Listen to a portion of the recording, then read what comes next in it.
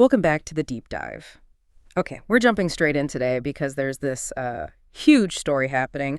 A game, ARC Raiders, just smashed Steam records, and it hasn't even properly launched yet. That's right. It's from Embark Studios, the team behind the finals. Big success there.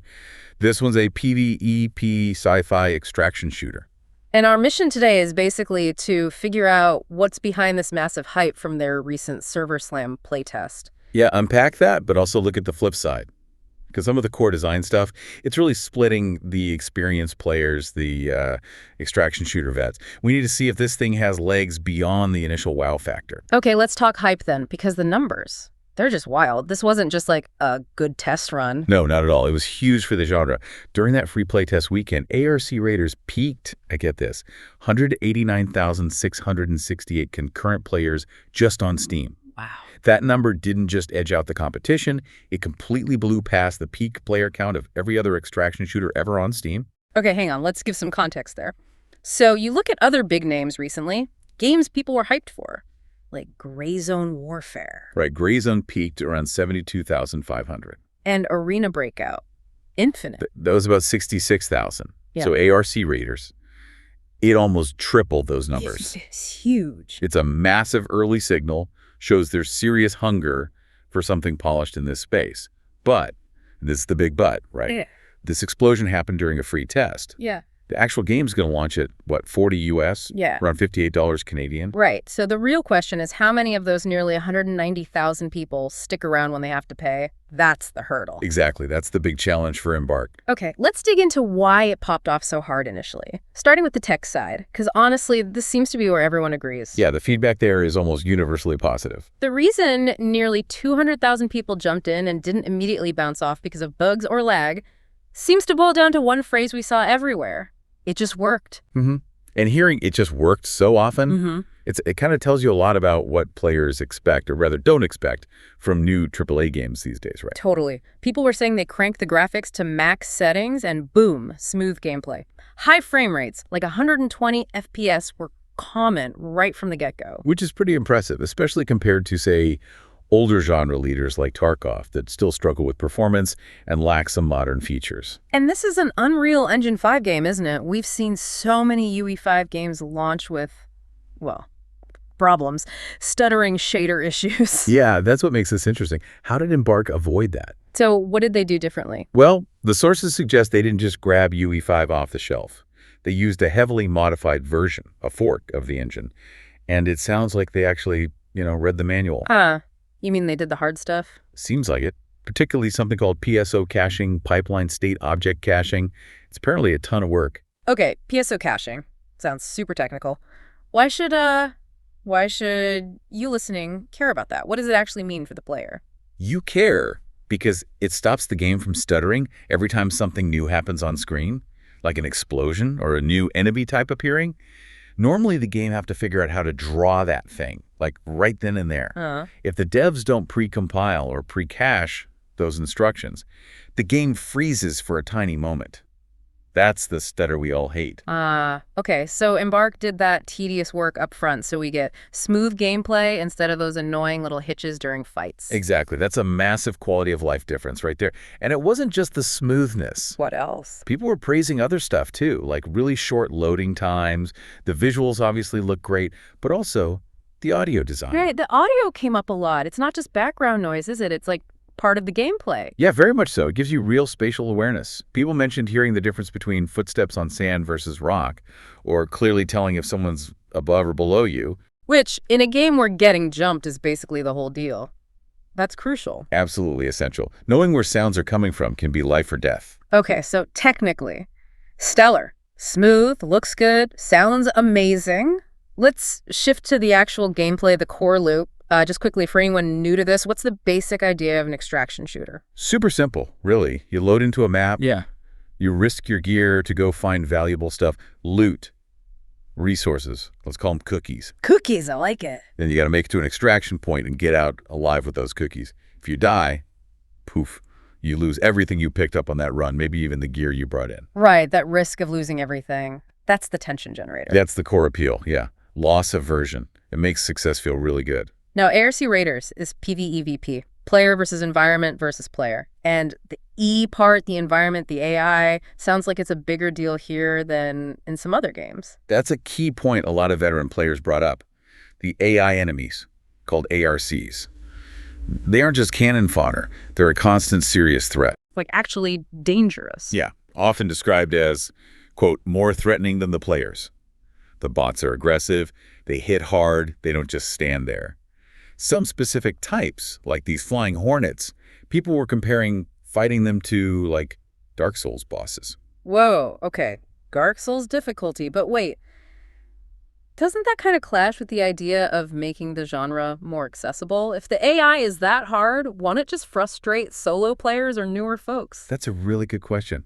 It feels like a deliberate choice, though. See, when you're fighting these tough ARCs, you have to make noise. You're shooting, maybe using abilities, drawing attention. Yeah, so fighting the AI basically puts a big come kill me sign over your head for other players. Exactly. The AI difficulty acts like a risk multiplier. It forces you into these tough decisions. Do I engage these bots and risk getting third-partied, or do I try to sneak past? So the complexity isn't bugs or clunkiness, it's that constant risk assessment. Okay, now let's talk loot, because this seems to be where opinions really diverge. Yeah, big split here. Some people loved the gunplay, found it weighty, satisfying. Others said the loot felt boring because they were just picking up junk. Right, that junk perception. It ties into how ARC Raiders handles progression differently. See, a lot of extraction vets expect to find, like, a better scope or a rare gun right there on the map. Instant power boost. In ARC Raiders, a lot of what you pick up is crafting materials, raw resources. It might feel like junk in the moment you grab it. But it's actually valuable later. Exactly. It's Right. not about immediate upgrades on the battlefield. It's fuel for the long game back at your base. So the loop is less about finding amazing guns out there and more about gathering ingredients to build amazing guns back home. Pretty much. You use that junk to level up your workbenches, craft new weapons, armor, gadgets, improve your hideout. The idea is you go out looking for specific components you need for that next upgrade. It emphasizes crafting. Okay, and that ties into things like the Raider augments, which are like special backpacks. Yeah, they give you more space, but crucially, some have safe pockets. Stuff you put in there, you keep it even if you die. Ah, okay. And there's also Scrappy the Rooster. Yeah, Scrappy. He's like your little mascot. You can upgrade him, and if you die, sometimes Scrappy manages to retrieve some of the materials you lost. He brings them back for you between matches. A loot retrieving rooster, that's unique. But hang on, safe pockets. A rooster bringing back your stuff. Doesn't that kind of soften the blow? Doesn't it dilute that high-stakes tension the genre is famous for? Are they trying to make it less punishing? It really seems like it, yeah. It feels like a deliberate choice to dial back the absolute worst-case scenario, you know? They seem to be prioritizing steady progress, make sure you always feel like you're moving forward somehow, even after a bad run. So still tense, maybe, but less soul-crushing than something like Tarkov. That seems to be the goal.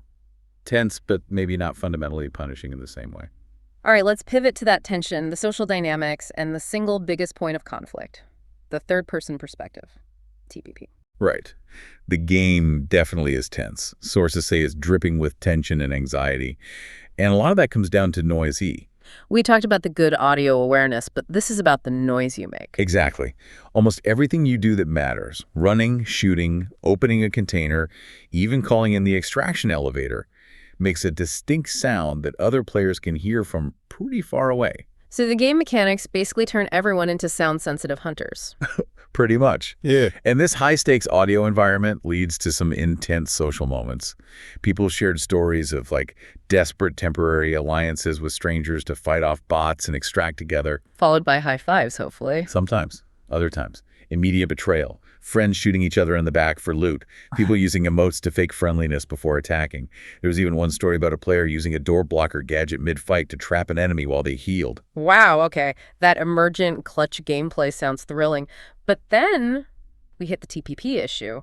Why is third-person view such a massive sticking point for so many genre veterans? Because, the critics argue, it fundamentally breaks a core part of the risk-reward loop. It encourages, and I quote, the worst kind of playstyles. Which is? Corner camping, mostly. In third person, you can swing the camera around a corner and see everything down the hallway without actually exposing your character. Right. You get perfect information with zero risk. The enemy can't see you at all. Exactly. Yeah. It takes away the need to physically peek, to risk getting shot just to see what's there. If the whole genre is built on risk versus reward, TPP lets you gather info risk-free.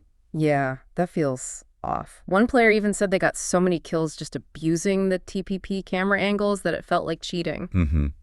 It's a classic problem that's cropped up in other shooters that tried adding TPP. The sightlines just feel unfair to whoever's being watched. What's weird is Embark made the finals right, which is a super successful first-person shooter. Why go TPP here, knowing it's controversial and might tick off the hardcore crowd? Most likely reason. Controllers and consoles.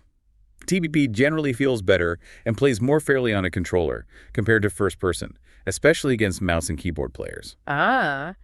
So they're likely prioritizing a wider audience, cross-platform play, making sure console players don't feel totally outmatched. That seems to be the calculus. It's a trade-off. They're potentially sacrificing some of that hardcore, line-of-sight, competitive purity that PC FPS vets demand in exchange for making it work better and feel fair for a broader audience on consoles. So that's the core tension right there. Sacrificing some competitive integrity for mass-market accessibility. That's pretty much it. You've got this technically brilliant, polished game trying to smooth out the genre's rough edges.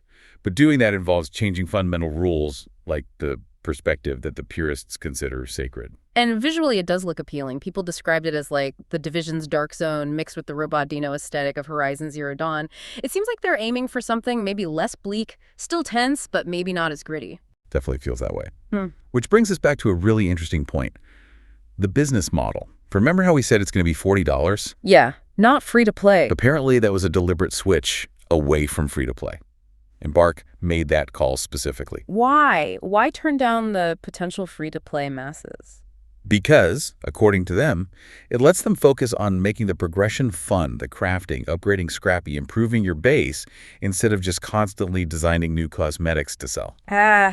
Avoids the cosmetic treadmill. Exactly. And maybe more importantly, it helps combat cheating. High-stakes extraction shooters that are free-to-play, they're absolutely plagued by cheaters because there's no cost to getting banned and just making a new account. Right. A $40 price tag is a significant barrier for casual cheaters and griefers. Smart. It signals they're prioritizing the quality of the experience for paying players over just maximizing player numbers. So wrapping this up, ARC Raiders. It's got this incredible initial hype, amazing technical performance, but it's walking this tightrope, isn't it? Trying to make the genre more approachable. But potentially stripping away some of that brutal difficulty and risk that defines the genre for many. The duality is stark. Top-tier polish meets design choices like TPP and softer penalties that really challenge the old guard's expectations. It looks great. Feels great to play based on the feedback, maybe like that Division Horizon blend aiming for tense, but maybe not as punishing. Which leads to maybe the most interesting question for you listening to think about. This genre, extraction shooters, it really thrives on that extreme tension, right? That fear of losing everything is what makes finally extracting feel so damn good, the dopamine hit. Yeah, the highs need the lows. Exactly. Yeah. So can a new game like ARC Raiders truly capture that magic if it deliberately tries to, let's say, cleanse some of that suffering, that intense loss aversion, or is feeling that potential pain actually essential for the genre to work? That's the big question. Is the suffering necessary for the reward? We'll have to see if that massive initial wave of players thinks the $40 is worth it for this potentially less brutal, but maybe more accessible take on the genre. Something to definitely keep an eye on.